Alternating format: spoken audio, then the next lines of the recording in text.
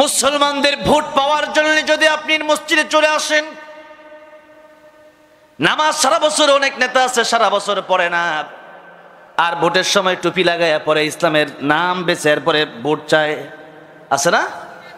আর তারা আমাদেরকে বলে আমরা নাকি ধর্ম নিয়ে রাজনীতি নিয়ে আমরা নাকি ধর্ম ব্যবসা করি, আমাদেরকে ধর্ম ব্যবসায়ী বলে। আমরা নাকি ধর্ম ব্যবসায়ী বলি? আমরা তো সারা জীবনই নামাজ পড়ি, আমরা সারা জীবনই টুপি পড়ি, আমরা সারা জীবনই তো কোরআন পড়ি, সারা জীবনই মানুষকে দিনের দাওয়াত দেই, সারা জীবনই মানুষকে জান্নাতের পথে থাকি, তাহলে আমরা ধর্ম ব্যবসায়ী। আপনারা সারা জীবন নামাজ পড়েন না, চুরি ডাকাতি বদমাশি করে আইসা রাজনীতির সময় ভোটের সময় টুপি পইরা বলেন, নামাজের সময় ওযু ছাড়া নামাজে দাঁড়ান, ওইটা বুঝি ধর্ম ব্যবসা না? ফাইজলামি করার জায়গা পান না, ওইটা জনগণ বুঝে, ঠিক না? ঠিক। জনগণকে ধোঁকা দেওয়ার সময় কি এখনো আছে নাকি? আর জনগণ টের পাইছে, যখন সবই বুঝছে আমাদেরকে। আমরা যখন এই সমস্ত কথা আমি বলি তখন আমাকে টার্গেট করে অনেকেই লেখে, অনেকেই বলে। কয়েকদিন আগে এক বড় নেতা আমাকে বললেন, তুমি তো জামাতে ইসলামী দালালি করো। আমি নাকি জামাতে ইসলামী দালালি করি? আমি যে কথা বলতে চাই সেটা হচ্ছে, আমি জামাতে ইসলামী দালালি করি না, আমি আল্লাহর কোরআন রাসূলুল্লাহ সাল্লাল্লাহু আলাইহি সাল্লামের হাদিস শরীফে দালালি করি। এত যদি আপনি জামাতে ইসলামী দালাল বলেন তো বলতে পারেন, যদি অন্য কোনো দলও থাকে ওইটা দালাল বললেও বলতে পারেন। আর আপনারা যদি কোরআন হাদিস অনুযায়ী যদি আপনারা চলতে চান, আপনারা যদি বলেন না আমরাও কোরআন হাদিস ভিত্তিক সারা জীবন চলতে চাই এবং এইভাবেই এই দেশকে গড়তে চাই, আপনাদের পক্ষেও বলবো, ঠিক না ভাই? ঠিক। যারাই কোরআনের পক্ষে তাদের পক্ষেই আমরা আছি না নাই, আর কোরআনের বিরুদ্ধে যারা যাবে এদের পক্ষে থাকবো তো দূরের কথা, জাতীয়ভাবে তাদেরকে বয়কট করা হবে, ঠিক না ভাই? ঠিক। মান আহাব্বা লিল্লাহি ওয়া আবগাদা লিল্লাহি ওয়া আ'তা লিল্লাহি ওয়া মানা'a লিল্লাহ ফাকাদ ইসতাকমালাল ঈমান। আল্লাহর নবী বলেছেন, ভালোবাসা মুমিনদের ভালোবাসা হবে কার জন্য? জোরে বলেন, কার জন্য হবে? মুমিনের ভালোবাসা হবে আল্লাহর জন্য, মুমিনের ঘৃণাও হবে আল্লাহর জন্য, মুমিনের কিছু দেওয়া সেটাও হবে আল্লাহর জন্য, মুমিনের কিছু না দেওয়া সেটাও হবে কার জন্য? সব হবে আল্লাহর জন্য। কারণ আল্লাহ বানাইছেন বিদায় তো আমাকে এত মানুষ টানে। একটু ভালো করে বুঝেন,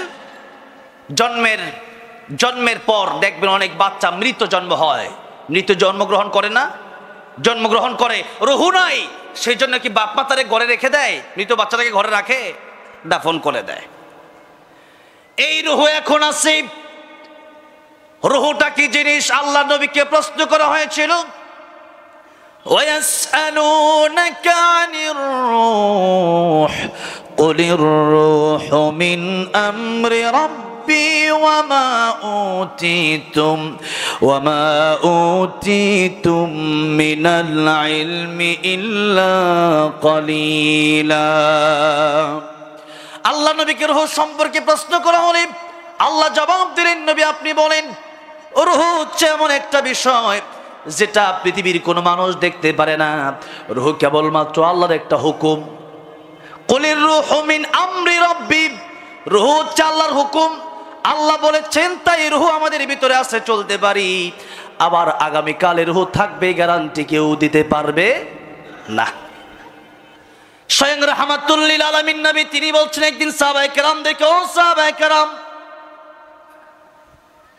তোমরা বলো তো কতক্ষণ তোমরা বেঁচে থাকতে পারো, কতক্ষণ জীবনের গ্যারান্টিটা তোমরা দিতে পারো? সাহাবায়ে কেরাম রাদিয়াল্লাহু আনহুম আজমাইন বলেন, ইয়া রাসূলুল্লাহ, আসর থেকে মাগরিব পর্যন্ত বাঁচবো কিনা জানি না।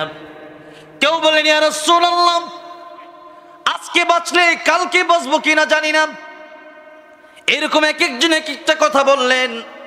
আল্লাহর নবী বিশ্ব নবী রাহমাতুল লিল আলামিন বললেন, ও সাহাবীরা, তোমরা তো কেউ আসর থেকে মাগরিব, জোহর থেকে আসর, মাগরিব থেকে এশা, কেউ বা একদিন থেকে আরেক দিন টাইম নিয়েছো। আমি নবী রাহমাতুল লিল আলামিন নবী, আমার কাছে মালাকুল মউত আসলে অনুমতির প্রয়োজন আছে। আমার নবীর কাছে যখন মালাকুল মউত এসেছিল, অনুমতি নিয়েছিল কিনা বলেন? একবার নয়, তিনবার নবীর কাছ থেকে অনুমতি নিয়েছে। কয়বার? অনেক লম্বা ঘটনা, সেদিকে আমি যেতে চাই না। প্রত্যেকটা কথা আমি একটু একটু করে বোঝাতে চাই, লম্বা ঘটনা বলার আমার উদ্দেশ্য নয়। আল্লাহর নবীর কাছে তিনবার মালাকুল মউত অনুমতি নিলেন। সেই রাহমাতুল লিল আলামিন নবী বলছেন, আমার মৃত্যু আমার জীবনের গ্যারান্টি, আমি এতটুকু সময় দিতে পারি না। আল্লাহর নবী বললেন, নামাজের পরে ডান দিকে আমি সালাম ফিরাইয়া বাম দিকে সালাম ফিরাবো, এমন গ্যারান্টি আমি নবীও তোমাদেরকে দিতে পারি না। রাহমাতুল লিল আলামিন নবী হয়ে তিনি যদি বলেন এই কথা যে আমি ডান দিকে সালাম ফিরাইয়া নামাজের পরে বাম দিকে সালাম ফিরাতে পারবো কিনা, সেই গ্যারান্টি আমি দিতে পারি না। আমার মতো গুনাহগার আমি কি জীবনে গ্যারান্টি দিতে পারি? আপনি দিতে পারেন? তাহলে মরণ যে কোনো সময় চলে আসবে। আজকের এই মাহফিলে আমার মরণ হয়ে যেতে পারে, আপনার মরণ এই মাহফিলে হয়ে যেতে পারে। কার মরণ কখন আসবে কেউ জানে না। মরণের সময় হয়ে গেলে পরে এক সেকেন্ড সময়ও আর দেওয়া হবে না। আল্লাহ রাব্বুল আমিন বলছেন, ইযা জাআ আজালুহুম লা ইস্তাখিরুনা সাআতাও ওয়া লা ইস্তাকদিমুন। মৃত্যুর সময় হয়ে গেলে পরে এক সেকেন্ড আগেও না পরেও না, যথা সময়ে মৃত্যু হয়ে যাবে। সেজন্য মৃত্যুর প্রস্তুতি আমাদের নেওয়া লাগবে, কারণ আমরা কেউ জানি না আগামীকাল পর্যন্ত আমরা বাঁচবো কিনা। এখন যদি মৃত্যুর জন্য ফেরেশতা আসে, এখনই আমাদের কবরের জন্য প্রস্তুতি নেওয়ার দরকার আছে না নাই? আমার মরণ আসিবে কখন কেউ তো জানে না, আসিবে কখন কেউ তো জানে না। আমি মরে গেলে আমায় তোমরা ভুইলা যাও না, আমি চলে গেলে আমায় তোমরা ভুইলা যাও না। আমার মরণ আসিবে কখন কেউ তো জানে না, আমার মরণ আসিবে কখন কেউ তো জানে না। এই দুনিয়া চিরজীবন থাকার জায়গা না, অন্ধকার কবর যে আমার আসল ঠিকানা। সবাই রেখে আমায় চলে যাবে, সঙ্গে হবে না। সবাই রেখে আমায় চলে যাবে, সঙ্গে হবে না। আমার মরণ আসিবে কখন কেউ তো জানে না, আমার মরণ আসিবে কখন কেউ তো জানে না। কবর মাঝে মা বাবাকে দেখা যাবে না, দেখব যাকে তিনি হলেন শাহে মদিনা।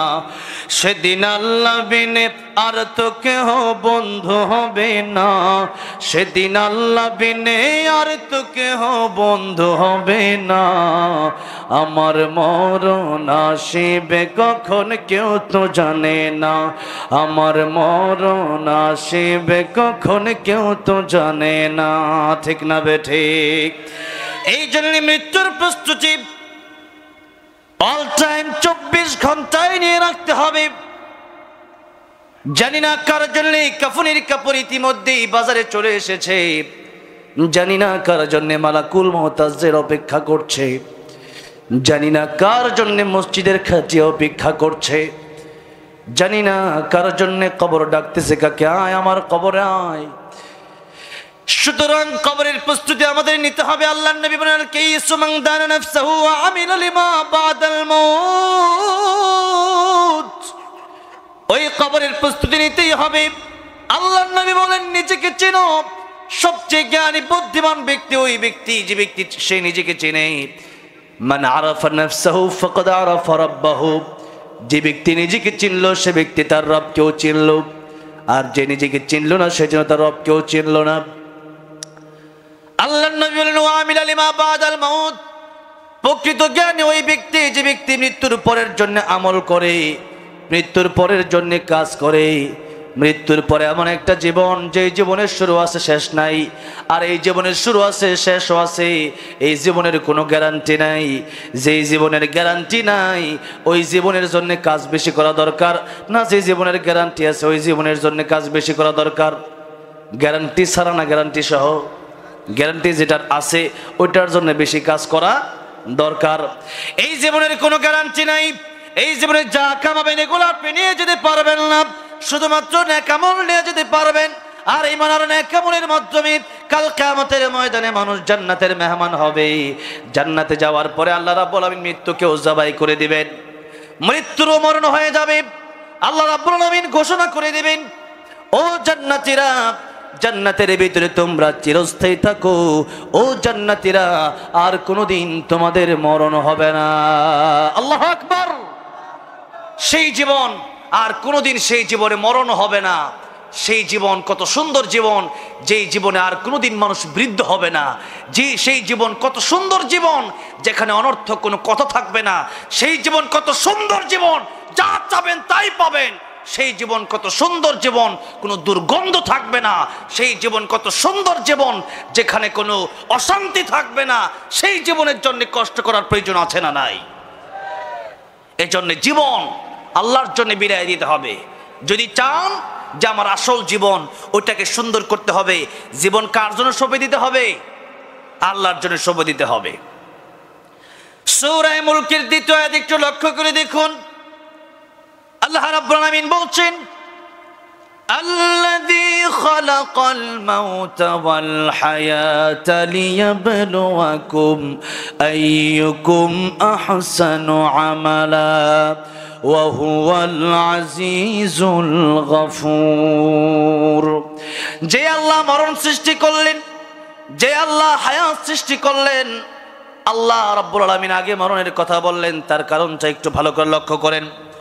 অনেকগুলো কারণ লেখা হয়েছে তাফসীরের কিতাবে। এর ভিতরে অন্যতম কারণ হচ্ছে, আসলে আমাদের মরণটাই আগে, জীবনটাই পরে। আর এই যে জীবন দেখছেন, এই জীবন জীবন নয়, আরো জীবন আছে। এই জীবন নিয়ে যাবে পরকালের কাছে। এই জীবনের সব আমল নিয়ে আল্লাহ রাব্বুল আলামিনের দরবারে দাঁড়াতে হবে। এই জীবন জীবন নয়, আরো জীবন আছে, এটা কিয়ামতের ময়দান। এই জীবন নিয়ে যাবে সেই জীবনের কাছে, এটা কিয়ামতের ময়দান, আখিরাত। এই জন্য মৃত্যুর পরের কথা চিন্তা করতে হবে। কেন? কারণ এই জীবন আসলে জীবনই নয়। এই জীবনটা কেবলমাত্র অল্প সময়ের জন্য একটা পরীক্ষার হল। মানুষের জীবনে সারা জীবন পড়ালেখা করে, যখন পরীক্ষা দিতে যায়, বছরে একবার পরীক্ষা। পরীক্ষা হলে কয় ঘন্টা সময় দেওয়া হয় বলেন?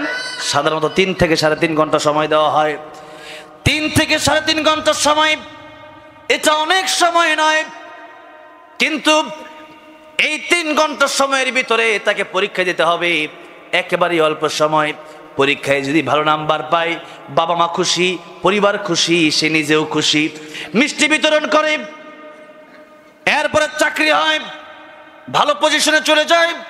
ঠিক তেমনি ভাবে এই ছোট্ট জীবন মনে করতে হবে কয়েক ঘন্টার পরীক্ষার হল, কয়েক মিনিটের জায়গায় এখানে এসছি। এখানে পরীক্ষা দিয়ে পাস করতে পারলে এমন জীবন অপেক্ষা করছে, যেই জীবনের চেয়ে সুন্দর জীবন আর হতে পারে না, যেই জীবনের চেয়ে শান্তির জীবন আর হতে পারে না, যেই জীবনের চেয়ে আরামের জীবন আর হতে পারে না। সেই জন্য পরীক্ষার হলে ভালো মার্ক যদি পেতে হয়, লিয়াবলুয়াকুম আইয়ুকুম আহসানু আমালা। আল্লাহ বলছেন পরীক্ষার হল। আমি আল্লাহ রাব্বুল আলামিন দেখতে চাই কে কত ভালো ভালো ইবাদত করে, কে কত ভালো ভালো আমল দুনিয়াতে করে আসতে পারে। এই জন্য নেক আমল মানে হচ্ছে শুধু নামাজ আর রোজা নয়, শুধু হজ আর যাকাত নয়। নেক আমল হচ্ছে মুমিন বান্দা মসজিদে যাবে, তাও ইবাদত হবে। মুমিন বান্দা বাথরুমে যাবে, তাও ইবাদত হবে কি হবে না? হ্যাঁ, মসজিদে গেলে যেমন দোয়া পড়ে আপনি ইবাদতের জন্য যাচ্ছেন, ইবাদত হচ্ছে। এমনকি মসজিদে গিয়ে যদি আপনি মানুষের গীবত বলেন, সেখানেও গুনাহ আছে না নাই? আবার বাথরুমে যদি আপনি চলে যান, দোয়া পড়ে আল্লাহুম্মা ইন্নী আউযু বিকা মিনাল খুবুসি ওয়াল খাবাইস, দোয়া পড়ে ঢুকলেন। আবার ডান পা দিয়ে বাথরুম থেকে বের হলেন, আর দোয়া পড়ে নিলেন গুফরানাকাল হামদুলিল্লাহিল্লাযী আযহাবা আন্নিল আযা ওয়া আফানি।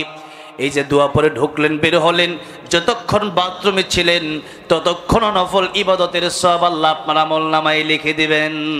আল্লাহু আকবার। ইসলাম এত সুন্দর। এই যে আপনার সাথে কথা বলছি, এরকম যদি কারোর সাথে কারো দেখা হয়ে যায়, কুলু লিন্নাসি হুসনা, হাসি মুখে যদি একজন আরেকজনের সাথে কথা বলে, নফল ইবাদতের সওয়াব হয়ে যায়। আল্লাহু আকবার। ইসলাম এমন সুন্দর, হাঁটবেন তাও সওয়াব হবে, বসে থাকবেন তাও সওয়াব হবে।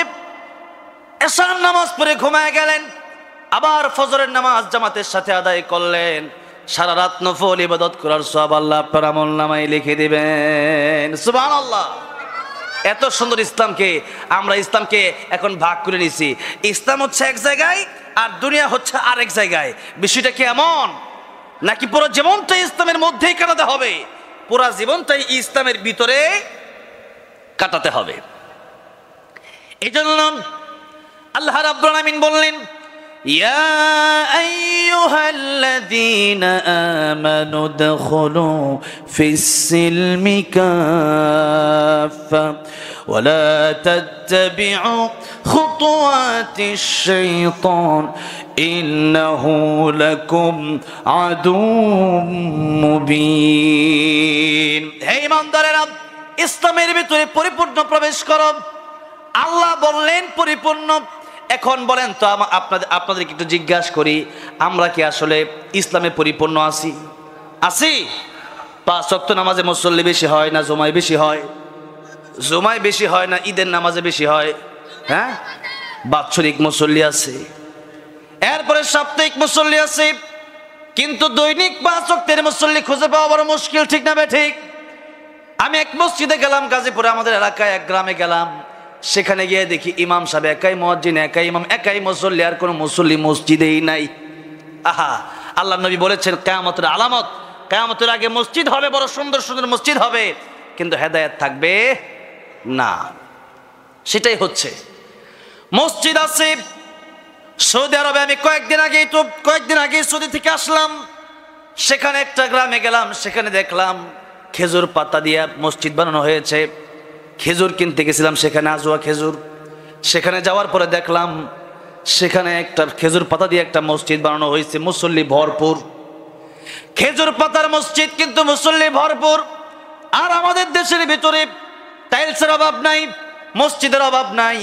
এই তো 2 দিন আগে এক জায়গায় গেলাম চাঁদপুরে, সে জায়গায় সুন্নি ওয়াহাবি মারামারি কইরা এক জায়গায় 2টা মসজিদ, এক জায়গায় কটা মসজিদ মারামারি লাগছে, সুন্নি আর ওয়াহাবি, ঠিক না? সোজা হয় না, এখনো সোজা হয় না দেশের মানুষ। আল্লাহ কয় ওয়াতাসিমু বিহাবলিল্লাহি জামিআ ওয়া লা তাফাররাকু।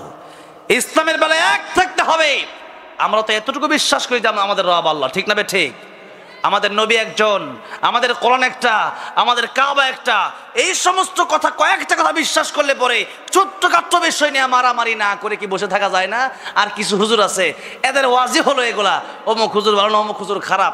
ছোট্টখাট্ট বিষয় নিয়ে কেউ বা কাফের, আবার কেউ এমন অসভ্য গালি দিচ্ছে, আমি এই গালি আমাকে 1 লাখ টাকা দিলেও আমি স্টেজে বসে আমি উচ্চারণ করতে পারবো না। এক এক দলের বড় বড় আমির হয়ে গেছে। এই আমিররা, দলের এত বড় দলের আমিরের যদি হয় এই অবস্থা যে আমির এমন ভাষায় গালি দেয়, অনেক লম্পটেরাও এমন ভাষায় আলেমকে না সাধারণ মানুষই গালি দিতে পারে না। যদি আমিরের এই অবস্থা হয়, তাহলে জনগণের কি হবে আর কর্মীদের কি অবস্থা হবে? চিন্তা করে দেখেন। একজন আলেম এই যে আমির হামজা সাহেবকে গালি দিচ্ছে যে, আর আরেকজন দেখতেছি আমির হামজা সাহেবের ফাঁসি চায়। কি চায়? ফাঁসি চায়। আহারে, কোরআন তেলাওয়াত করতে পারে না শুদ্ধ করে, হ্যাঁ, ইসলামের বিধিবিধান ঠিকভাবে জানে না। এরপরে নাচানাচি, লাফালাফি, ফালাফালি সব আছে, ডাউডুল বাজনা, মাজারে সিজদা, শিরিকের মতো এত বড় জঘন্য অপরাধের চেয়ে আর অপরাধ হতে পারে না। এত বড় অপরাধ করে এরপরে বলতেছে যে আমির হামজা কাফের, আমির হামজা ফাসিক হয়ে গেছে। তা আমির হামজা ফাসিক কাফের হয়ে গেছে, তাহলে আপনি কি? আপনি যে মাজারে সিজদা দেন আর সবাই সিজদা দিতে, তাও কিচ্ছু বলছেন না, তাহলে আপনি কি? সেজন্যে নিজের দিকে চিন্তাটা আগে করতে হবে। আমরা আজকে নিজেকে চিনি না। আল কাইয়িসু মান দানা নাফসাহু, যে নিজেকে চিনলো সে সবচেয়ে বড় জ্ঞানী। আজকে আমরা নিজেকে নিয়ে নাই, আজকে আমরা আসি অমুক হুজুর কি করছে, অমুক নেতা কি করছে, দুনিয়াতে কোন জায়গায় কোন ঘটনা করছে, সেই জায়গার ঘটনা নিয়ে আমরা এখন আসি শুধু ফেসবুক আর ইউটিউব, ঠিক না বেঠে? কোন জায়গায় কি করছে, অমুক ভালো না তমুক ভালো না। আরে অমুক ভালো না তমুক ভালো না, আপনি কি আল্লাহর ফেরেশতা নাকি? হ্যাঁ, আপনি কি একবারে আল্লাহর ওলি হয়ে গেছেন নাকি? আপনি এত বড় আল্লাহর ওলি হয়ে গেছেন যে আর একজনকে নিয়ে চিন্তা করতে করতে আপনার মাথায় নষ্ট। আল্লাহ বলছেন কু আনফুসাকুম ওয়া আহলিকুম নারা, নিজে আগে জাহান্নাম থেকে বাঁচো, পরে পরিবারকে বাঁচাও, পরে অন্যকে বাঁচাও। আপনি নিজে বাঁচতে পারছেন? আপনি যে গীবত গাচ্ছেন বসে বসে এবং এমন এমন কথা বলছেন, এমন এমন গালি দিচ্ছেন, এগুলা কোন কিতাবে আছে? এগুলো কি কোরআন শরীফে আছে নাকি? হ্যাঁ, এই জন্য নিজের কথা আগে চিন্তা করতে হবে। নিজের অবস্থা কি হচ্ছে, আমার কি হবে, আমার কবরে আমি যাব, আমার কবরে আর কেউ যাবে না, এজন্য আমার কবরে কি হবে আমাকে চিন্তা করতে হবে, অন্যজন আমার কবর নিয়ে চিন্তা করবে না। ঠিক না বেঠিক? আমার কবর নিয়ে আমাকে চিন্তা করতে হবে। আর যদি মনে করেন না আমি ওই তার নিয়ে চিন্তা করব, থাকেন আপনি, বুঝবেন কবরে গেলে পরে। এই জন্য নিজের চিন্তা করেন। এই যে এত কষ্ট করে একটা মাহফিলে আপনারা বসে আছেন, অনেকে না খায়া বসে আছেন, যেমন আমিও খাই নাই, আমি আসলাম, মাহফুজ ভাই অনেক আগেই বসছে, তো ওয়াজ আলোচনা করার পরে আমি খাবো। এই যে কষ্ট করে বসে আছেন, এই ওয়াজ মাহফিল করে মনে করেন যে সারা রাত ওয়াজ হইলো। গতকাল একটা মাহফিলে গেছিলাম ময়মনসিংহ, সেখানে সারা রাত ওয়াজ হয়েছে। আমি একেবারে ফজরের আজান দিয়ে ফজরের নামাজ পড়াইয়া এরপরে সেই মাহফিল থেকে আমি প্রায় সকাল 7টার দিকে বিদায় নিয়ে আমি গাজীপুর আসছি। তো সেই জায়গায় সারা রাত মাহফিল হয়েছে, সেখানেও বলছি যে সারা রাত মনে করেন মাহফিল শুনছেন, মাহফিল শুনে ফজরের নামাজও পড়ছেন, নামাজের পরে একটা কাজ করছেন যে অমুক লোকটা খারাপ, শুধু এতটুকু বলছেন, সারা রাতের আমল সব শেষ হয়ে গেছে। সব কি হয়ে গেছে? শেষ হয়ে গেছে। মাছ ধরেন, আপনাদের দেশে মাছ আছে না? হ্যাঁ, চিংড়ি মাছ আছে না? চিংড়ি মাছ ধরার সময় একটা ডোলা বা একটা ড্রাম কিছু তো থাকে হাতে, ঠিক না? তো যেই ডোলাটা থাকে, ওই ডোলাতে যখন মাছ ভরে, সারাদিন সে মাছ বলল বড় একটা ডোলাতে, এই ডোলাতে অনেক রকম মাছ পাইলো সে, বিকেল বেলা সে চলে যাবে মাছের ডোলাটা নিয়ে। যেই মাত্র ডোলা উঠাইছে এমনি দেখে ডলার তলা খালি। কি খালি? যেরকম কি খালি? ডোলার তলা খালি। আপনারা কি ডোলা কন না অন্য কিছু কন? মাছ ধরেন যেটা কি কন? হ্যাঁ, আচ্ছা, জালই মনে করেন। এখন জাল সব ঠিক আছে, কিন্তু জালের যে তলাটা আছে ওইটা সিরা, ওইটা মনে করেন যে আপনার ঠিক নাই, ওইটা তলা খালি। এখন বলেন তো, সারাদিন জালিতে মাছটা ধরার পরে জালিটা যেই মাত্র আঙ্গাইছেন, যেই মাত্র উপরে উঠাইছেন, এমনি কি আর এই মাছ থাকবে না পড়ে যাবে? পড়ে যাবে। ঠিক তেমনি ভাবে গীবত যারা করে, এদের ব্যাপারে আল্লাহর কঠোর হুঁশিয়ারি, আল্লাহ কঠিনভাবে তাদেরকে সতর্ক করেছেন। সূরা হুজুরাত আল্লাহ বলছেন, ওয়ালা ইয়াগতাব বা'দুকুম বা'দা আইয়ুহিব্বু আহাদুকুম আন ইয়াকুলা লাহমা আখিহি মাইতান ফাকারিহতুমু। আল্লাহ বলছেন তোমরা একে অপরের গীবত করবে না। নবীজিকে জিজ্ঞেস করা হলো, ইয়া রাসূলুল্লাহ, গীবত কাকে বলে? একজন আসলে একটা মন্দ কাজ করেছিল, যদি আমি বলি এটা কি গীবত হবে নাকি? নবী বলেন এটাই তো গীবত।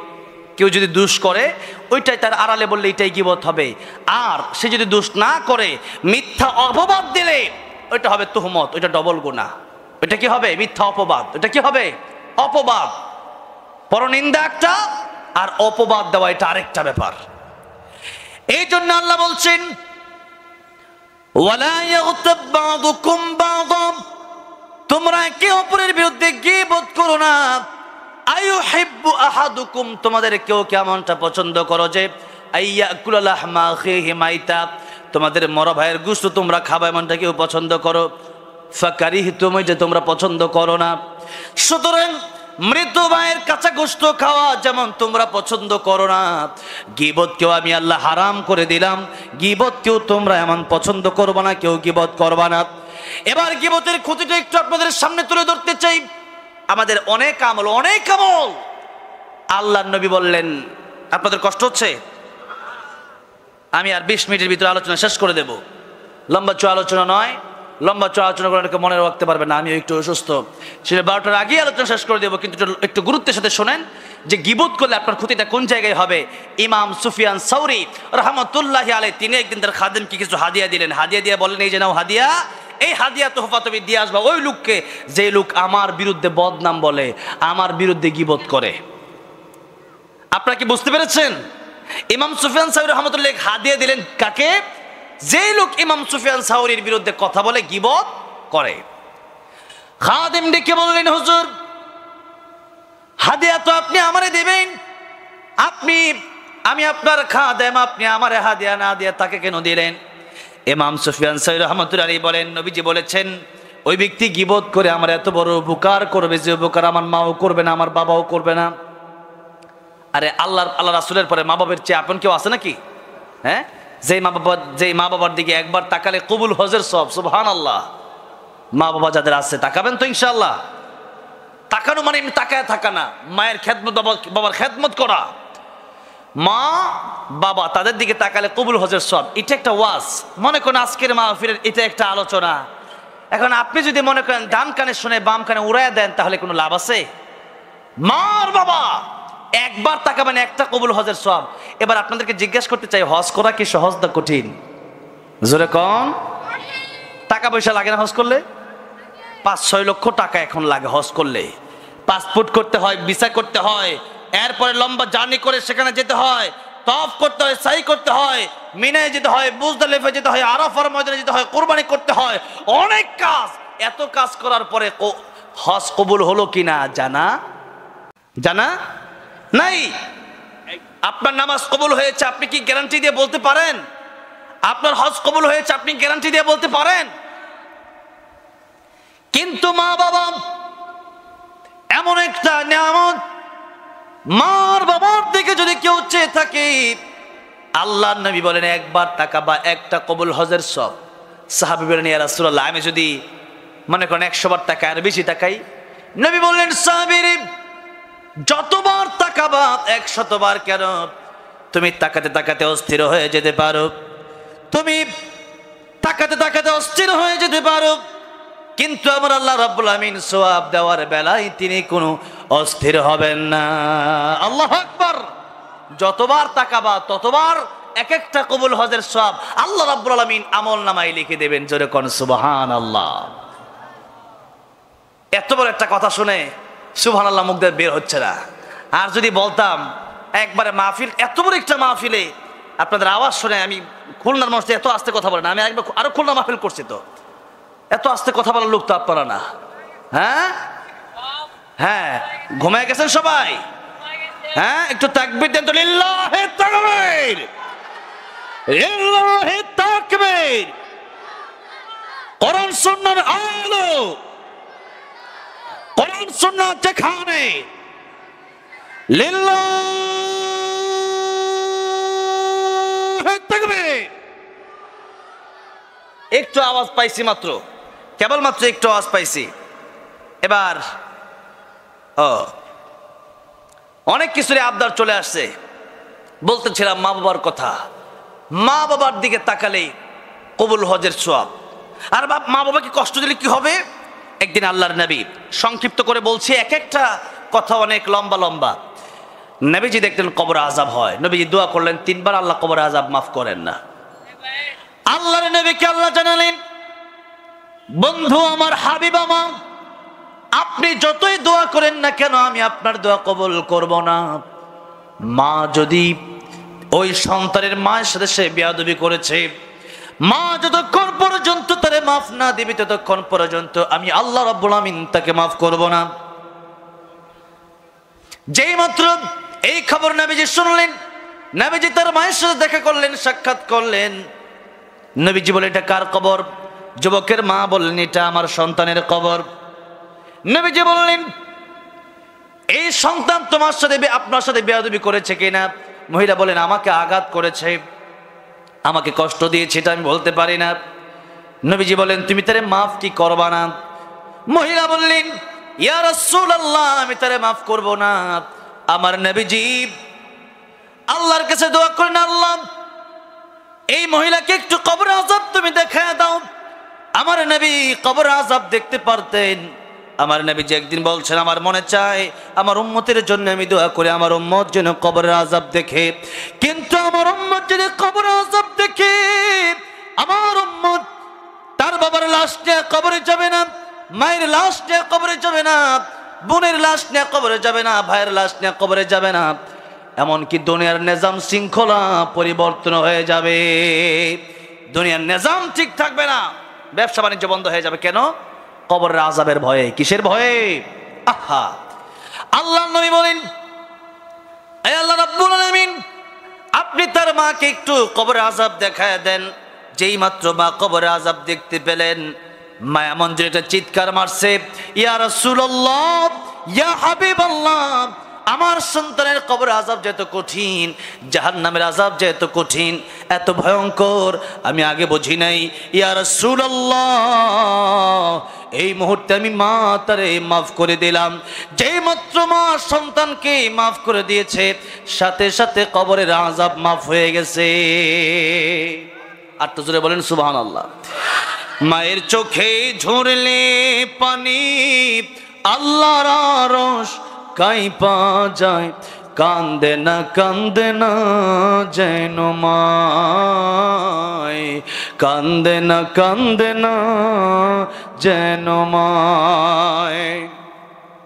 মায়ের মনে কত কষ্ট জানো না কি ভাই, এই জগতে মায়ের মতো আপন কেহ নাই। সেই মায়ের এই কষ্ট কেহ দিও নাই দুনিয়ায়, কান্দে না যেন মায়, কান্দে না যেন মায়। মা বাবার সম্মান আল্লাহ বাড়াইয়ে দিলেন। আল্লাহর ইবাদতের পরে ওয়াকাদা রাব্বুকা আল্লা তা'বুদু ইল্লা ইয়্যাহ ওয়া বিল ওয়ালিদাইনি ইহসানা। মা বাবার খেদমত করতে আল্লাহ বললেন, আল্লাহর ইবাদতের পরে মা বাবার খেদমত করার জন্য বললেন। কিন্তু ইমাম সুফিয়ান সাউরি রাহমাতুল্লাহ আলাইহি তিনি বলছেন, সেই মা বাবা কিয়ামতের ময়দানে হয়তো আমার উপকারে আসবে না। কারণ আল্লাহ রাব্বুল আলামিন বলছেন, ইয়াউমা ইয়াফিরুল মারউ মিন আখিহি ওয়া উম্মিহি ওয়া আবিহি ওয়া সাহিবাতিহি ওয়া বানিহি। কিয়ামতের ময়দানে নিজের ভাই নিজের কাছে আসবে না, বাবা মা স্ত্রী স্বামী কেউ কাছে আসবে না। সেই কঠিন বিপদের দিনে আমার গীবত করার কারণে তার সওয়াবগুলা কিয়ামতের ময়দানে তার নেকিগুলো আমার দিয়ে দেওয়া লাগবে, আর আমার গুনাহগুলি তার নিয়ে জাহান্নামে যাওয়া লাগবে। সেই ব্যক্তি কিয়ামতের ময়দানে তার নেকিগুলো, ভালো কাজগুলোর নেকি আমারে দিয়ে দিবে, এমন নেকি তো আমার মাও আমারে দিবে না। সুতরাং কিয়ামতের ময়দানে মা বাবা নেকি না দিলেও গীবতকারী অটোমেটিকলি আমার তার নেকিগুলো দিয়ে দিবে, আমার গুনাহগুলো সে নিয়ে যাবে। বলেন তো মা বাপের চাইতে বেশি উপকারিতা হয়েছে কি হয় নাই? বলেন। এবার নবীর হাদিস শুনেন, আল্লাহ নবী বলছেন কিয়ামতের কঠিন ময়দানে এই পৃথিবীর মানুষ যারা থাকবে এদের মধ্যে সবচেয়ে বিপদে কারা পড়বে, সবচেয়ে অসহায় কারা হবে? নবীজি বলেন, সাহাবীরা কিয়ামতের ময়দানে সবচেয়ে অসহায় কারা হবে বলো তো? সাহাবায়ে কেরাম রাদিয়াল্লাহু আনহুম আজমাইন বলেন, আল্লাহু ওয়া রাসূলুহু আ'লাম, আল্লাহ ওয়া রাসূল ভালো জানেন। নবীজি বললেন, কিয়ামতের ময়দানে সবচেয়ে অসহায় সেই ব্যক্তি যেই ব্যক্তির নেক আমলের পাহাড় থাকবে কিন্তু নেক আমল কাজে আসবে না। কেন কাজে আসবে না? কারণ হচ্ছে কিয়ামতের ময়দানে এই নেক আমল যেই মাত্র মিজানের পাল্লাই বাড়ি হয়ে যাবে, জান্নাতে চলে যেতে চাইবে, এমন সময় কয়েকজনও কিছু ধরবে যে আমার জমি মেরে দিয়েছে, আল্লাহ আমি তার কাছে জমি ফেরত চাই। ওই দিন কি জমি ফেরত দেওয়া সম্ভব? হ্যাঁ, যশোরের এই জায়গায় থাকবে নাকি উনি? কিয়ামতের মাঠ, দুনিয়াটা পুরোটা তামাম, উপরে অর্ধ হাত, উপরে সূর্য। সেই বিপদের দিনে সম্পদ কোন জায়গা থেকে দেবে? আর ওই দিন সম্পদ কোনো কাজেও লাগবে না। একজন এসে বলবে, আল্লাহ আমি তো 10,000 টাকা পেতাম, সেই টাকা আমাকে দেয় নাই। ঋণ কর্জায় হাসানা, এটা নিয়ে আল্লাহ কোরআন শরীফের সবচেয়ে বড় আয়াত যেটা, ওই আয়াতটা হচ্ছে লেনদেন সম্পর্কে। কি সম্পর্কে? লেনদেন সম্পর্কে। ইয়া আইয়ুহাল্লাযীনা আমানু ইযা তাদায়ানতুম বিদাইনিন ইলা আজালিন মুসাম্মান ফাকতুবু। এই যে আয়াত শুরু হলো আল্লাহু বিকুল্লি শাইইন আলিম। কোরআন শরীফের সবচেয়ে বড় সূরা কোনটা বলেন তো? হ্যাঁ, সূরা বাকারা সবচেয়ে বড় যে আয়াতটা, এই আয়াতটা নাযিল করেছেন লেনদেন সম্পর্কে। বান্দার হক এত বড় যে আল্লাহর হক আল্লাহ চাইলে মাফ করে দিতে পারেন, তওবার মাধ্যমে মাফ হয়ে যেতে পারে। কিন্তু মানুষের টাকা মেরে দিয়েছেন, এই হক মাফ হবে না। কর্জায় হাসানা দেওয়া দান করার চেয়ে বেশি উত্তম একটা মানুষকে উপকার করা। কিন্তু অনেকে আমাদের দেশে আছে, টাকা নেওয়ার সময় খুব সাধারণভাবে আসে, কিন্তু টাকা চাওয়ার সময় যখন এই টাকাটা ফেরত নিতে যায়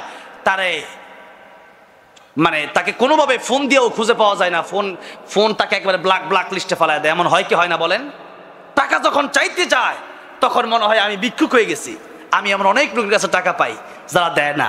তখন আমি এত বেশি আফসোস করি না, কারণ দুনিয়াতে 30,000, 40,000, 50,000, 1,00,000 টাকা মেরে দিবেন, আর কিয়ামতের ময়দানে এই নেকি দিয়া পরিশোধ করতে হবে।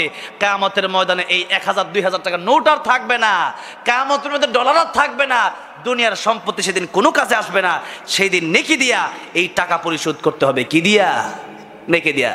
আল্লাহর নবী বললেন, মানুষের হক যারা নষ্ট করে, মেয়ের হক যারা নষ্ট করে, বোনের হক যারা নষ্ট করে, ভাইয়ের হক যারা নষ্ট করে, বান্দার হক নষ্ট করলে কিয়ামতের ময়দানে এই নেকিগুলো তার দিয়ে দেওয়া লাগবে। নামাজও পড়ছেন, আবার একজন টাকাও মেরে দিচ্ছেন, নামাজও পড়ছেন, সুদও খাইছেন, ঘুষও খাইছেন, নামাজও পড়ছেন, আরেকজনের জমিও দখল করছেন।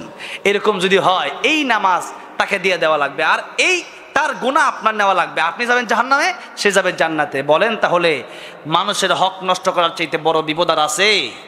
জোরে বলেন আছে? এই জন্য মানুষের হক নষ্ট করবেন না, বলেন ইনশাআল্লাহ। আমার ভাইরা, আমার বাবাজিরা, আল্লাহ রাব্বুল আলামিন যে আয়াতটা বললেন সূরা মাইদার 55 নম্বর আয়াতে, সেই আয়াতটা নিয়ে আসুন একটু সময় কথা বলে আমরা আলোচনা শেষ করব। আল্লাহ বলছেন, তোমাদের বন্ধু তোমরা এক নম্বরে বানাবো আমি আল্লাহকে। ইমানদার যারা, তাদের বন্ধু কে হবে বলেন? জোরে বলেন, বন্ধু কে হবে? কারণ যখন আমার আপনার কেউ ছিল না, তখন মায়ের পেটে খাবারের ব্যবস্থা করলেন কে? মায়ের বুকে দুধের ব্যবস্থা করলেন কে? এই যে আমরা কথা বলতেছি, এই যে চলতেছি, ফিরতেছি, হাত নাড়াচ্ছি, এই যে পা নাড়াচ্ছি, রুহুটা যেদিন চলে যাবে তখন আমাদেরকে আর কেউ বাড়িতে রাখবে না। রাখবে? স্ত্রী, যে স্ত্রী আপনারা ছাড়া ঘুমায় না, ওই স্ত্রী কি আপনাকে জড়ায় ধরে ঘুমাবে নাকি? নাকি আপনার ঘরে যাইতে অনেক স্ত্রী ভয় পাবে? ঠিক না ঠিক বলেন? সেজন্য আল্লাহ ছাড়া আপনার কেউ হতে পারে না। তাই আল্লাহ বলছেন, এক নম্বরে তোমার বন্ধু হবে আমি আল্লাহ। আর আল্লাহ যার বন্ধু হবে, আল্লাহর জন্য সে ব্যক্তি নিজের জীবনটাও কোরবানি করে দিতে পারে। ঠিক না ঠিক? ইব্রাহিম আলাইহিস সালামকে যখন আগুনের ভিতরে ফেলে দেওয়া হবে, জিবরাইল আমিন এসে বললেন, পয়গম্বর ইব্রাহিম, আপনি আমাকে বলেন, আমি আপনাকে আগুন থেকে বাঁচায় দেই। পয়গম্বর ইব্রাহিম বলেন, তুমি কেন বাঁচাবা? আমার আল্লাহ কি আমাকে দেখেন না? আমার আল্লাহ কি অন্ধ? আল্লাহ যদি খুশি হয়ে যান, আমি ইব্রাহিম একবার দুইবার নয়, আল্লাহর খুশির জন্য 1000 বার আমি আগুনের ভিতরে জ্বলতে রাজি আছি। আল্লাহ বলেন, ইয়া নারু কুনি বারদাও ওয়া সালামান আলা ইব্রাহিম। হে আগুন, আমার ইব্রাহিমের জন্য আরামদায়ক ঠান্ডা হয়ে যাও। ইব্রাহিম আলাইহিস সালাম 40 দিন সেই আগুনের ভিতরে ছিলেন। ইব্রাহিম আলাইহিস সালাম বললেন, দুনিয়ার যত জায়গায় আমি গেলাম, এই আগুনের ভিতরে আমি যত শান্তি পেলাম, এই 40 দিন আগুনের ভিতরে এত শান্তি পেলাম, এত শান্তির জায়গা দুনিয়ায় আর কোথাও আমি দেখি নাই। আল্লাহু আকবার। সেই আল্লাহ, যে আল্লাহ ইব্রাহিম আলাইহিস সালামের আগুনকে ফুলের বাগান বানায় দিলেন, সেই আল্লাহ বুঝি আজ নাই? সেই আল্লাহর ক্ষমতা মনে হয় নাই? সেই আল্লাহর কুদরত নাই? সেই আল্লাহর শক্তি আছে না নাই? তাহলে সে আল্লাহর পক্ষ যদি আমরা অবলম্বন করি, দুনিয়ার সব মানুষ আমার বিপক্ষে যেতে পারে, মাল্লাহুল মাওলা ফালাহুল কুল। আল্লাহর পক্ষে যদি আমি থাকতে পারি, আল্লাহকে যদি ভালোবাসতে পারি, দুনিয়ার সব মানুষের ঘৃণা আমার কিচ্ছু যায় আসে না। আমি চাই কেবলমাত্র কাকে? বন্ধু বানাবো কাকে? আল্লাহকে। আল্লাহকে বন্ধু বানাবো। আল্লাহকে বন্ধু বানানোর সবচেয়ে সুন্দর সিস্টেম হলো নামাজ পড়া। যেরকম কি করা? আত্ম জোরে বলেন, কি করা? নামাজ পড়া। কিয়ামতের ময়দানে সর্বপ্রথম কিসের হিসাব হবে? নামাজের হিসাব হবে। আল্লাহ নবী বলেন, নামাজের হিসাব দিয়ে যদি কেউ পার পেয়ে যায়, সে ব্যক্তি সব জায়গায় পার পেয়ে যাবে। আর নামাজের হিসাব দিতে গিয়ে যদি কেউ ধরা খেয়ে যায়, সে সব জায়গায় প্রতিটা পদে পদে প্রত্যেকটা হিসাবে সে ব্যক্তি ধরা খেয়ে যাবে। নামাজ পড়বেন তো ইনশাআল্লাহ? পড়বেন তো নামাজ? আহারে, নামাজ যে ব্যক্তি না পড়ে, নামাজ পড়ে না, এর মানেটা কি? 24 ঘন্টা সময় আল্লাহ আমাকে দিলেন, আল্লাহকে 1 ঘন্টা সময় দেওয়ার সময় আমার নাই। আহারে, আপনার এত দাম, এখন মালাকুল মউত আসুক, পরে বললেন যে আমার সময় নাই, বলা যাবে তখন? মালাকুল মউতরে বলা যাবে? তাই কবরে যাওয়ার আগে আল্লাহকে একটু সময় দিন। যে আল্লাহ 24 ঘন্টা সময় আপনার উপহার দিলেন, সে আল্লাহর 1টা ঘন্টা সময় আপনি দেন, আল্লাহ খুশি হবেন? আপনি 1 ঘন্টাও দিতে রাজি না। এরপরে যদি আল্লাহ আপনার জাহান্নামে দেয়, এটা কি আল্লাহর বেইনসাফির বিচার হবে না ইনসাফের বিচার হবে? বলেন কিসের বিচার হবে? ইনসাফের বিচার হবে। ভাইয়ের আমার, বাবাজিরা আমার, তাহলে ওয়াসজুদ ওয়াকতারিব, যত সিজদা দিবেন, নামাজ পড়বেন, তত আল্লাহর কাছাকাছি যাবেন। তাহলে আল্লাহকে বন্ধু বানানোর সিস্টেম হলো নামাজ পড়া। যখন কি পড়া? নামাজ পড়া। আসুন সংক্ষিপ্ত করি। 2 নম্বর আল্লাহ বলছেন, ইন্নামা ওয়ালিয়ুকুমুল্লাহু ওয়া রাসূলুহু। 2 নম্বর বন্ধু হবে, 2 নম্বর বন্ধু হবে আমার রাসূল, 2 নম্বর বন্ধু হবে আমার নবী, 2 নম্বর বন্ধু হবে রাহমাতুল লিল আলামিন। আল্লাহ যত জায়গার জন্য রব, আমার নবী তত জায়গার জন্য রহমত। কে বলেছেন? কে বলেছেন? আল্লাহ আল্লাহ নিজের ব্যাপারে বলতে গিয়ে বলছেন, সবাই আমার সাথে পড়েন, আলহামদুলিল্লাহি রাব্বিল আলামিন। আর আমার নবীর ব্যাপারে বলতে গিয়ে আলামিন শব্দ আল্লাহ রাব্বুল আলামিন ব্যবহার করে বলছেন, ওয়ামা আরসালনাকা ইল্লা রাহমাতাল লিল আলামিন। আল্লাহ রাব্বুল আলামিন নিজের জন্য যেখানে যত জগৎ আছে, সমস্ত জগতের রব আমার আল্লাহ, তিনি বললেন, আল্লাহ বললেন, আর আল্লাহ বলছেন, যত জগতের জন্য আমি আল্লাহ রব, তত জগতের জন্য আমার নবী তোমাদের জন্য রহমত। সুবহানাল্লাহ। এই জন্য আমার নবী দুনিয়াতে উম্মতের কথা চিন্তা করেছেন। মৃত্যুর সময় যখন হয়ে গেছে, আল্লাহ নবীর কাছে মালাকুল মউত যখন চলে আসলো, আল্লাহ নবী বললেন, হাত্তা ইয়াতিয়ানি জিবরাইল, জিবরাইল আসার আগ পর্যন্ত তোমার সাথে আমি কোনো কথা বলবো না। মালাকুল মউত তুমি অপেক্ষা করো। জিবরাইল আমিন অপেক্ষা করলেন, আজরাইল আলাইহিস সালাম অপেক্ষা করলেন, জিবরাইল আমিন আলাইহিস সালাম আসলেন। জিবরাইল আলাইহিস সালামের সাথে আল্লাহর নবী উম্মতের জন্য পরামর্শ করেছেন। আল্লাহর নবী বললেন, জিবরাইল আমার উম্মতের কি হবে? মা কান আল্লাহু লিউআযিবাহুম ওয়া আনতা ফীহিম। আল্লাহ কোরআনের আয়াত আগেই নাজিল করেছেন, ও আমার বন্ধু, আমার হাবিব, আপনি যতক্ষণ পর্যন্ত পৃথিবীতে আছেন আপনার উম্মতকে আমি ধ্বংস করব না। আমি চলে যাওয়ার পরে আমার উম্মত যদি ধ্বংস হয়ে যায়, আমার উম্মত যদি গুনাহ করে, আর অন্য নবীর উম্মতের মতো যদি আল্লাহ ধ্বংস করে দেয়, তাহলে তো আমার উম্মত কিয়ামতের ময়দানে বেশি হবে না। জিবরাইল আমিন বললেন, আপনার উম্মতের বেলায় আল্লাহ রাব্বুল আমিন ছাড় দিয়ে দিবেন, তওবা করার সুযোগ আল্লাহ দিয়ে দিবেন। জোরে কোন সুবহানাল্লাহ। আপনার উম্মতের জিম্মাদার স্বয়ং আমার আল্লাহ নিজে। জোরে কোন আল্লাহু আকবার। আমার আল্লাহ আমাদের জিম্মাদারি নিলেন। আমার নবী মৃত্যুর সময় উম্মতের জন্য কাঁদলেন, অনেক জায়গায় কেঁদেছেন, এর মধ্যে মৃত্যুর সময় কাঁদলেন। আর কিয়ামতের ময়দানে যত নবীরা আছেন তারাও নাফসি নাফসি বলবেন। একজন নবী তিনি শুধু বলবেন উম্মতি উম্মতি, তিনি হচ্ছেন রাহমাতুল লিল আলামিন নবী। ঠিক কি না? সেজন্য নবীকে আপন বানাবেন কিভাবে? আল্লাহকে আপন বানাবেন আল্লাহর হুকুমের মাধ্যমে, বিশেষ করে নামাজের মাধ্যমে। নবীকে আপন বানাবেন কিভাবে? মান হাব্বা সুন্নতি ফাকাদ হাব্বানি ওয়া মান আহাব্বানি কানা মাই ফিল জান্নাহ। নবী বলেন, আমার সুন্নতকে তোমরা ভালোবাসো, আমার সুন্নতকে আঁকড়ে ধরো। আমার সুন্নতকে যে ব্যক্তি ভালোবাসবে সে ব্যক্তি আমাকে ভালোবাসবে, আর আমাকে যে ব্যক্তি ভালোবাসবে কানা মাই ফিল জান্নাহ, সে ব্যক্তি আমার সাথে জান্নাতের মেহমান হয়ে থাকবে। সুবহানাল্লাহ। সেই জন্য নবীর সুন্নত অনুসরণ করা যাবে তো ইনশাআল্লাহ? প্রত্যেক জায়গায় নবীর জীবনী কিনে পড়বেন, পড়বেন তো ইনশাআল্লাহ? আর রাহিকুল মাকতুম পড়বেন, সিরাতে খাতামুল আম্বিয়া পড়বেন, এরপরে বিশ্বনবীর জীবনী আছে এগুলো পড়বেন, পড়বেন তো? ওইগুলো পড়েন না, ফেসবুক পড়েন শুধু। এই জন্য নবীর জীবনী আমরা পড়বো বলে ইনশাআল্লাহ। 3 নম্বরে কাদেরকে বন্ধু বানাবেন, এই কথাটাই আমার আজকের শেষ আলোচনা। 3 নম্বরে কাদেরকে বন্ধু বানাবেন? 2 জন বন্ধু, 1 নম্বরে আল্লাহ, আর একজন হচ্ছেন আমার নবী। এখন 2 জন তো দেখা গেছে যে আল্লাহ এবং আল্লাহ রাসূলের পরে মানুষের ভিতর থেকে কাদেরকে বন্ধু বানাবেন আল্লাহ বলছেন। আল্লাহ রাব্বুল আমিন বলছেন, والذين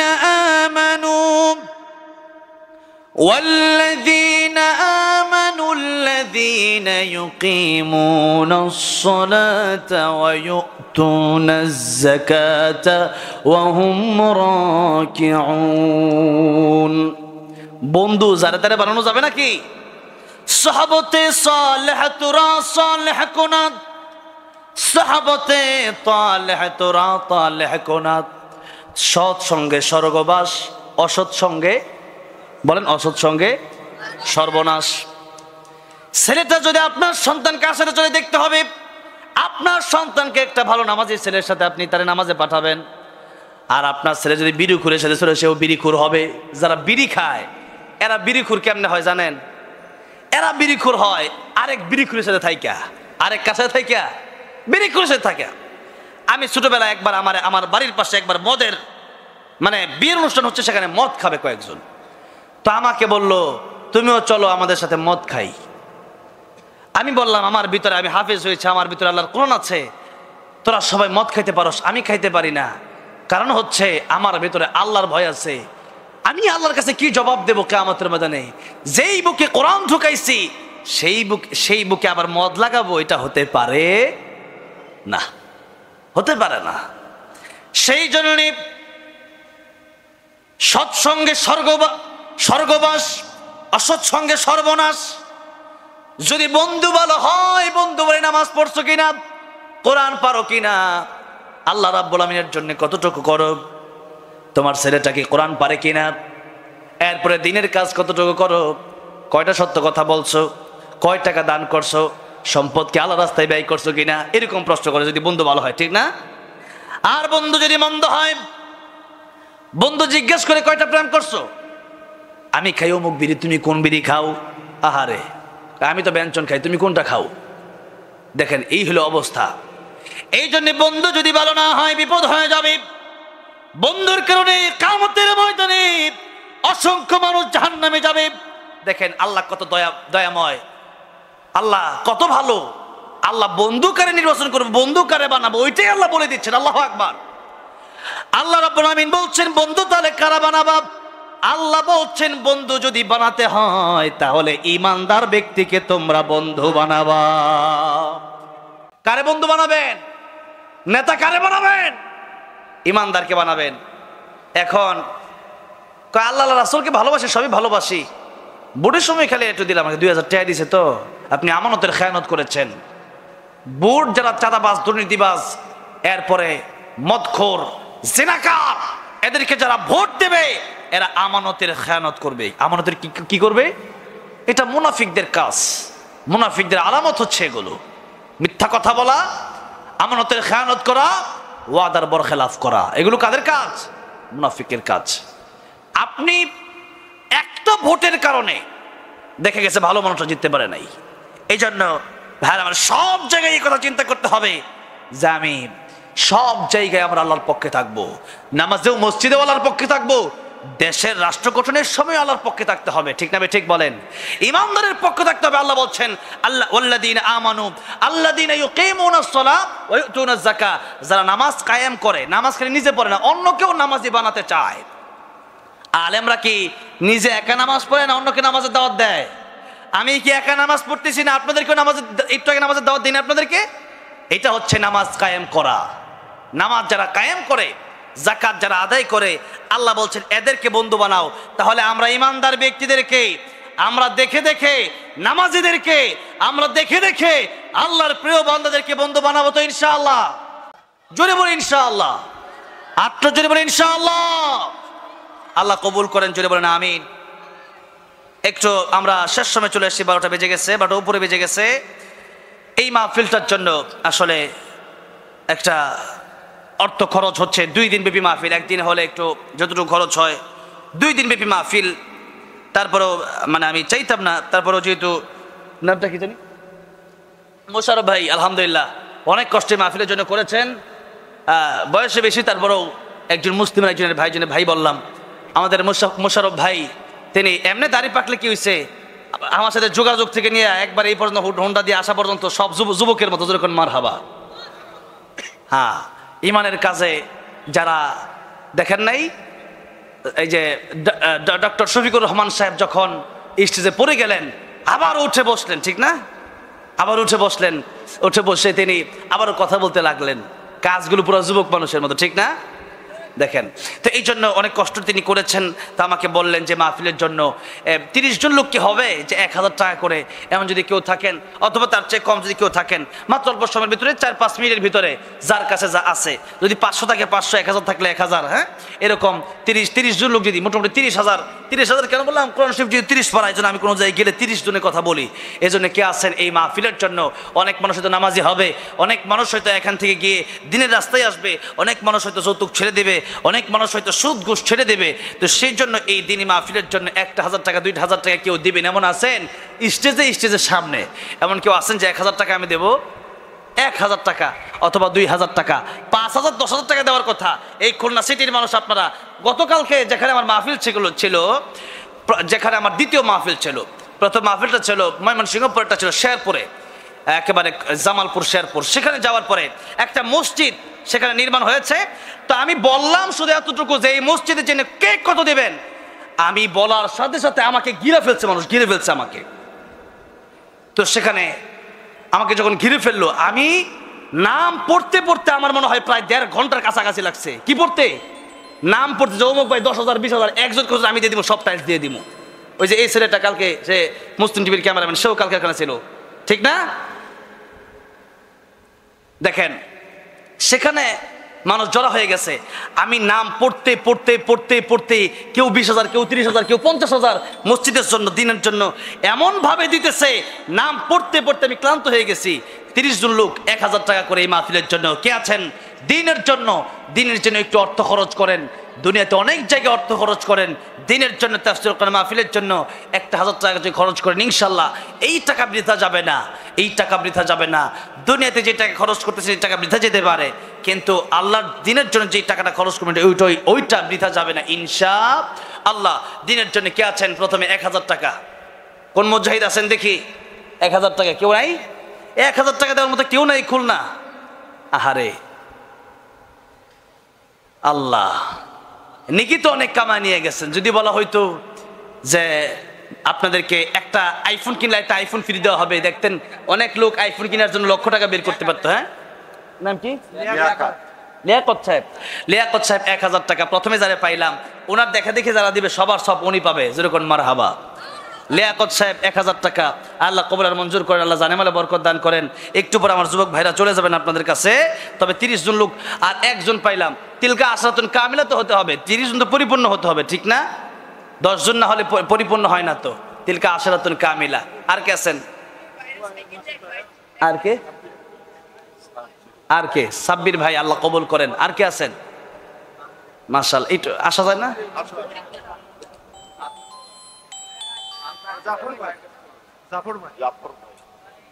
জাফর সাহেব 1,000। আল্লাহ কবুল আর মঞ্জুর করেন। হ্যাঁ, 500 টাকা। আল্লাহ কবুল আর মঞ্জুর করেন, আল্লাহ জানেমালে বরকত দান করেন, আল্লাহ মনে নেক বাসনা পূরণ করে দেন। আল্লাহ যারা কবরে, তাদের কবরগুলো জান্নাতের বাগান বানায় দেন। একজন দাদার জন্য আল্লাহ কবুল আর মঞ্জুর করেন, আল্লাহ দাদার কবরকে জান্নাতের বাগান বানায় দেন। আল্লামা সাইদি সাহেবের গজল শুনবেন আপনারা? আল্লামা সাইদি তুমি মরণে আমি লিখেছিলাম, শুনবেন আপনারা? বাংলাদেশের কোটি কোটি মানুষ এই সঙ্গীত শুনেছে, আমার জন্য নয়।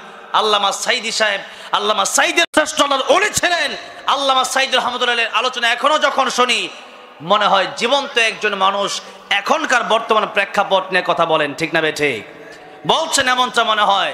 তিনি বলেছিলেন মামু বাড়ি দিল্লি গিয়া পড়বা, সেটাই হয়েছে। তিনি আল্লাহ রাস্তায় জীবন দিয়েছেন। আল্লাহ রাস্তায় যারা জীবন দেয় তারা মরে না, তারা শহীদ হয়। হ্যাঁ, মারিয়াম একজন মহিলা 1,000। আল্লাহ কবুল করো, আল্লাহ মঞ্জুর করো। দীপা পারাম্মা 500। আল্লাহ কবুল করো, আল্লাহ মনে নেক আশা পূরণ করে দিও, আল্লাহ জানেমালে বরকত দিও। আমার যুবক ভাইরা চলে গেছে, সবাই একটু একটু হাতটা ওঠান, নারায়ে তাকবীর, লিল্লাহি তাকবীর। হাত যারা উঠাইছেন একটু পকেটে হাত দিয়া যা আছে 100 200 50 টাকা এখানে যারা যাবে ওনাদের কাছে আপনারা দিবেন। হ্যাঁ, আমার প্রাণপ্রিয় যুবক ভাইরা চলে গেছে। যুবক ভাইরা যারা যাচ্ছে তাদের ব্যাগে আপনার পকেটে যা আছে, সোহাগ ভাই 1,000। আল্লাহ কবুল করেন। মনে 3-4 হাজার হয়েছে, তাও 10 পূর্ণ করি। আর কে আছেন? জালাল ভাইয়ের আব্বার নামে 1,000। আল্লাহ যারা কবরে চলে গেছে, কবর জান্নাতের বাগান বানায়। হ্যাঁ, রফিক ভাই 500। আল্লাহ কবুল করো, আল্লাহ মঞ্জুর করো, আল্লাহ জানেমালে বরকত দাও, আল্লাহ মনের নেক বাসনা পুরা করে দাও, আল্লাহ আত্মীয় স্বজনদের কবর জান্নাতের বাগান বানায় দাও। আর কে আছেন? আর কে আছেন? আর 5,000 টাকা 5 জন দেন। এরপরে ইনশাআল্লাহ আল্লামা সাইয়্যিদ তুমি একজন ভাইয়ের নামে 200 টাকা আল্লাহ কবুল আর মঞ্জুর করো। তানভীর ভাই 1000, আয় আল্লাহ কবুল আর মঞ্জুর করো, আয় আল্লাহ জানে মালে বরকত দিও। বুলবুল সাহেব 1000, আল্লাহ কবুল আর মঞ্জুর করো, আল্লাহ জানে মালে বরকত দিও। আর 3 জন লোক চাই, তিলকা আশরাতুন কামিলা, 10 পূর্ণ হয়। আর কে আছেন? আর 3 জন লোক একটু হাতটা উঠান যে আমি 1000 দেবো, এখন না বললে কালকে দিলেন। অনেক প্যান্ডেলের অনেক খরচ, এই প্রোগ্রামের, হ্যাঁ ওই যে বক্সের মাইকের অনেক খরচ, এরপরে পোস্টার সব মিলে অনেক টাকাও হয়তো বাকিও আছে।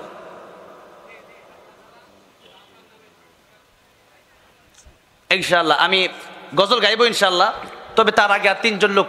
আর কে আর কি নাম কি না, কোরবান আলী সাহেবের নামে 500 টাকা, আল্লাহ কবুল করেন। আর 5 জন একটু হাতটা উঠান, 500 টাকা করে।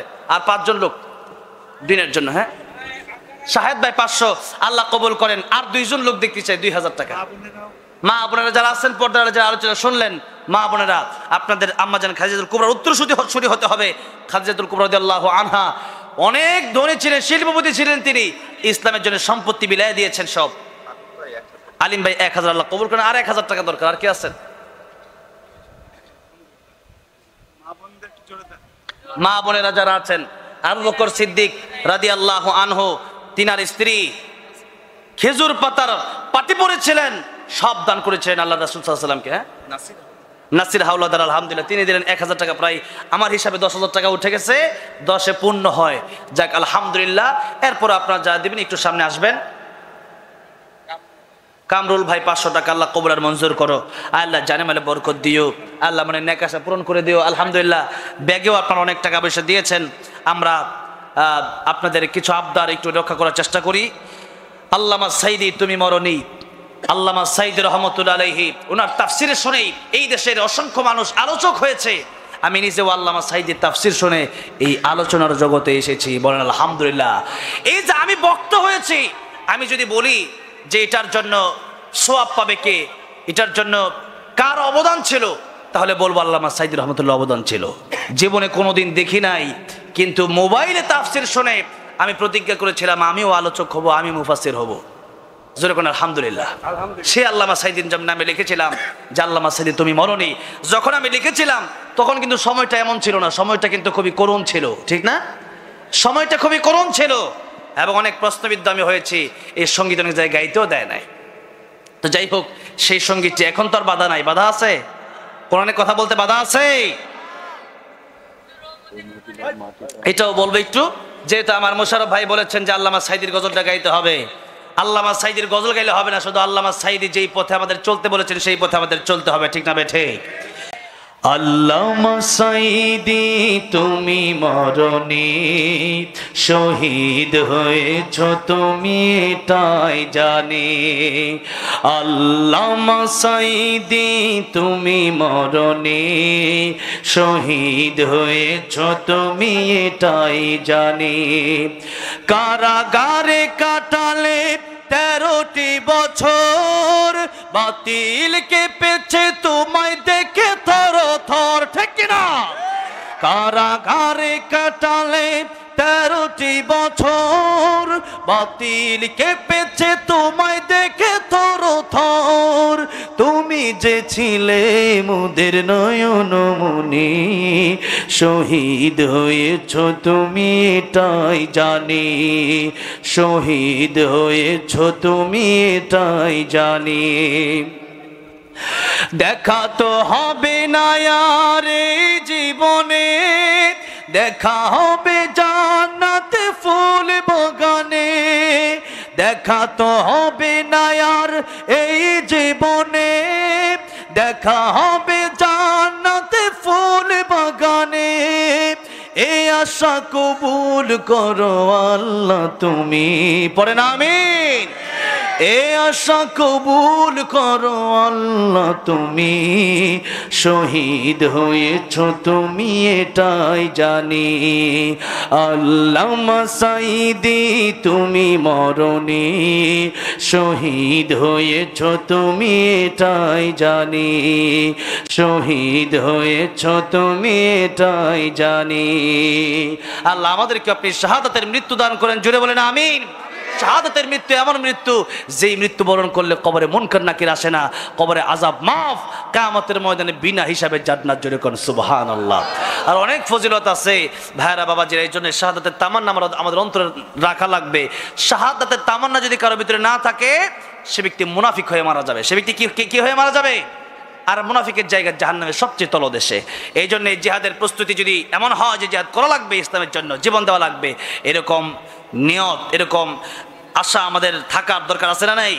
আল্লাহ কবুল করেন, জোরে বলেন আমিন। আল্লাহ আমার সাইদের কবরকে জান্নাতের উচ্চ মাকাম বানায় দেন, পড়ে না আমিন। এরপরে ও মদিনার মাটির ভাই বলছে, আমি অল্প একটু বলবো, আমি চাইছিলাম বড়টাকে শেষ করে দিতে, 12:30 বেজে যাচ্ছে। ও মদিনার মাটিরে আপনারা শুনছেন সবাই? কারা কারা শুনছেন একটু হাত তোলেন তো। মদিনার মাটিতে গজল মারহাবা, সবাই শুনে ফেলছেন, দেখা যায় সবাই শুনে ফেলছেন, মাশাআল্লাহ। এই গজল গাওয়ার পরে আল্লাহ পাক আমাকে মদিনা যাওয়ার ব্যবস্থা করছেন। মদিনা, মক্কা মদিনা যাওয়ার জীবনে বড় একটা আশা সবার থাকে, আমারও ছিল। আমি এই গজল খুব আবেগ ভালোবাসা নিয়ে গাইতাম এক সময়। এখন আমার অবস্থা এমন হয়েছে, আমি আল্লাহ আমাকে কাতারে একবারে পার্মানেন্ট বানিয়ে দিছে। 6 মাস একবার যেতেই হয়। সৌদি রেডিওতে এখন তেলাওয়াত করার জন্য আল্লাহ পার্মানেন্ট বানিয়ে দিয়েছে, আলহামদুলিল্লাহ। এখন সৌদিতে যেতে হয় কিছুদিন পর পর। এরপরে কাতারে কিয়ামুল লাইল রমজান মাসে যেতে হয়, সেখানে তারাবি পড়ানোর জন্য। তো আল্লাহ রাব্বুল আলামিন এমন ব্যবস্থা করে দিয়েছেন যে এখন কয়েক মাস পরে পরে যে কোনো সময় মনে চাইলে যাওয়া যায়, কোনো ভিসা লাগে না। আমার কার্ড আছে, যখন মনে চাই ওই কার্ড দিয়ে সরাসরি চলে যায়, আলহামদুলিল্লাহ। কোন তো এই যে আল্লাহ এত ব্যবস্থা করে দিলেন, এই গজল গাওয়ার আগ পর্যন্ত যখন এই গজল গাইছি, আর কিছুদিন পরেই আমাকে মক্কা মদিনা নিয়ে যাওয়ার জন্য ভিড় লাগছে, জোরে কোন আলহামদুলিল্লাহ। আমি তো গেছি অনেকবার, আল্লাহ যেন সবাই নিয়ে যায়, জোরে কোন আমিন। ও মদিনার মাটি রে, সকল সুখ বুঝি তোর কপালে। ও মদিনা রে,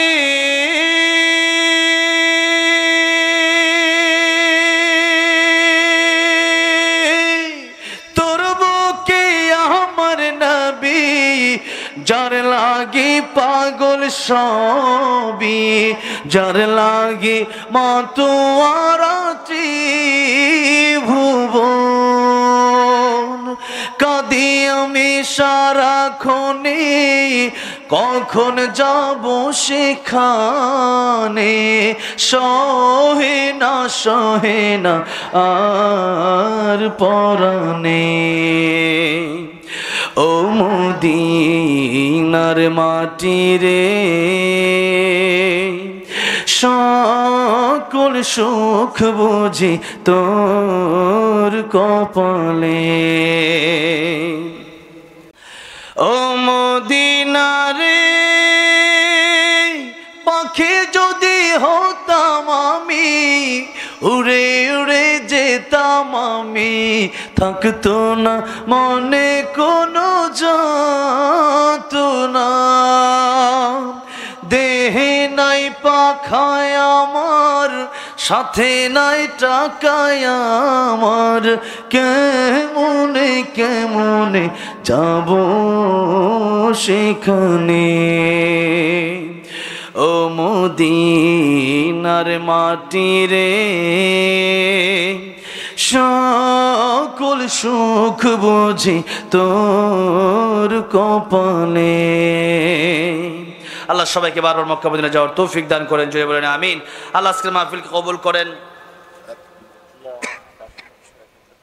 একজন দুইজন মহিলা 500 দুইজনে 1000 মহিলা প্যান্ডেল থেকে 2জন 1000 টাকা আল্লাহ কবুল মঞ্জুর করেন, জানে আমাদের বরকত দান করেন।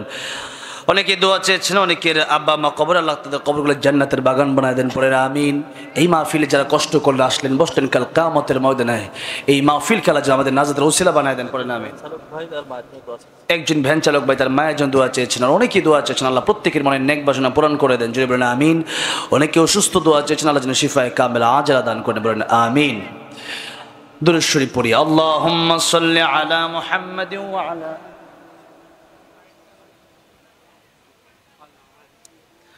اللهم صل على محمد وعلى آل محمد كما صليت على إبراهيم وعلى آل إبراهيم إنك حميد مجيد اللهم بارك على محمد وعلى آل محمد كما باركت على إبراهيم وعلى آل إبراهيم إنك حميد مجيد اللهم آمين ربنا ظلمنا أنفسنا وإن لم تغفر لنا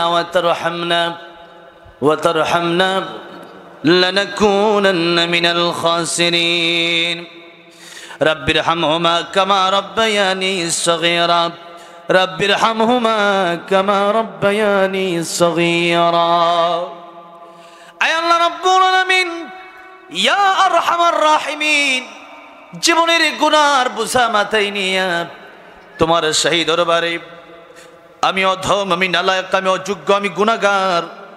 আয় আল্লাহ, এই মাহফিলের সবচেয়ে বড় গুনাহগার আমি।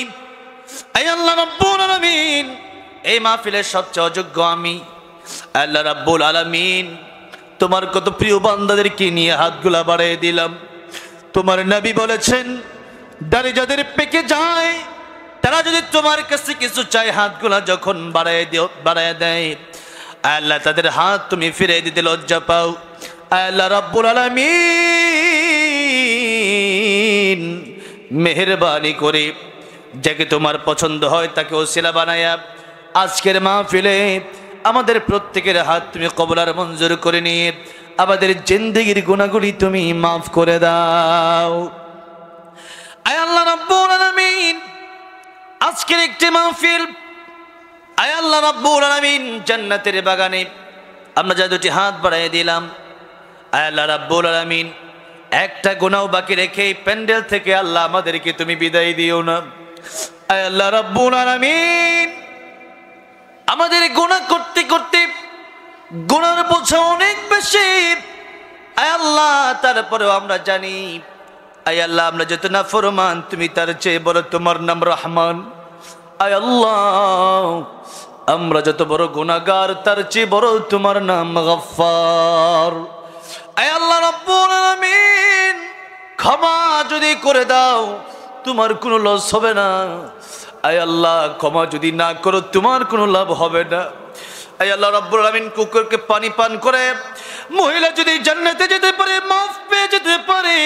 আয় আল্লাহ, কিফিল সারা জীবন গুনাহ করে জীবনের শেষ মুহূর্তে তওবা করে ঘুমিয়ে গিয়ে তার মরণ হয়ে গেল, কিফিলকে তুমি মাফ করে দিয়েছো। আল্লাহ রাব্বুল আলামিন, আমরা যদি তোমার কাছে এভাবে হাত তুলে আল্লাহ গভীর রজনীতে হাত বাড়ায় দিই, আয় আল্লাহ কেন তুমি আমাদেরকে ক্ষমা করবা না? আল্লাহ তুমি তো আমাদের মালিক।